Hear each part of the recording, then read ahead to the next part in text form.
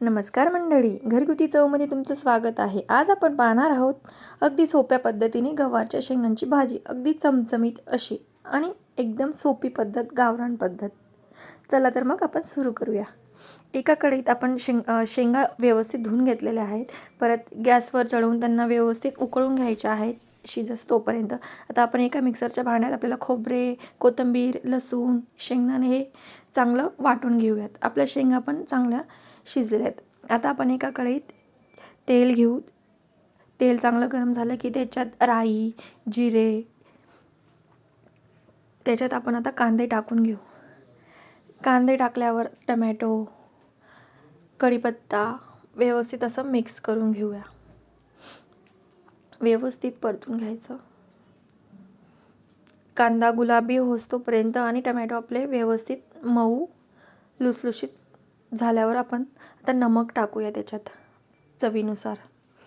ते पण व्यवस्थित परतून घेऊया. आपलं बघू शकता व्यवस्थित परतून झालेलं आहे. आता आपण हळद, मीठ आणि घरी बनवलेला माझ्या सासूबाईंचा काळा मसाला आणि आपण ते वाटण केलं होतं कोथिंबीर, खोबरे आणि शेंगदाणे, लसूणचं ते पण टाकून घेतलेले. आता व्यवस्थित त्याला तेल सुटेपर्यंत व्यवस्थित परतून घेऊया. त्याच्यात आता शेंगा टाकून घेऊया. शेंगा व्यवस्थित त्याच्यात टाकल्यावरती थोडं थोडं करून पाणी टाकायचं आहे. तुम्हाला जसं पातळ जशी पाहिजे ग्रेव्ही तसं तुम्ही करू शकता.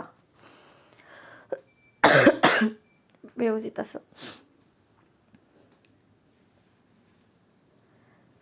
तुम्हाला जेवढी ग्रेव्ही पाहिजे तुम्ही तेवढं घेऊ शकता.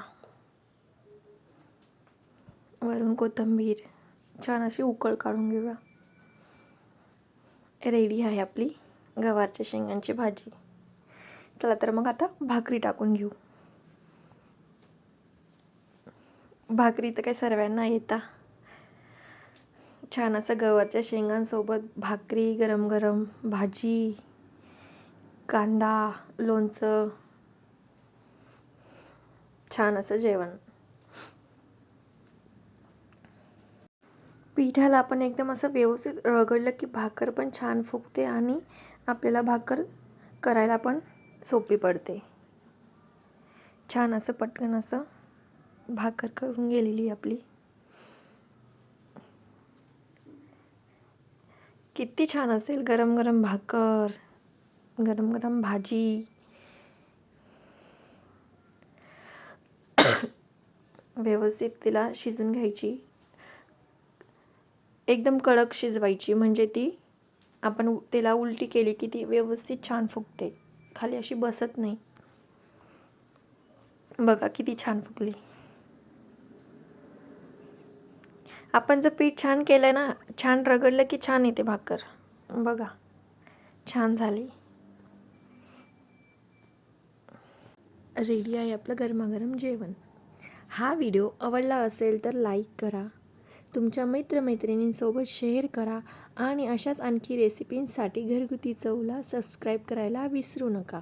पुन्हा भेटूया पुढच्या व्हिडिओमध्ये. तोपर्यंत पौष्टिक खा आणि आनंदी राहा. धन्यवाद.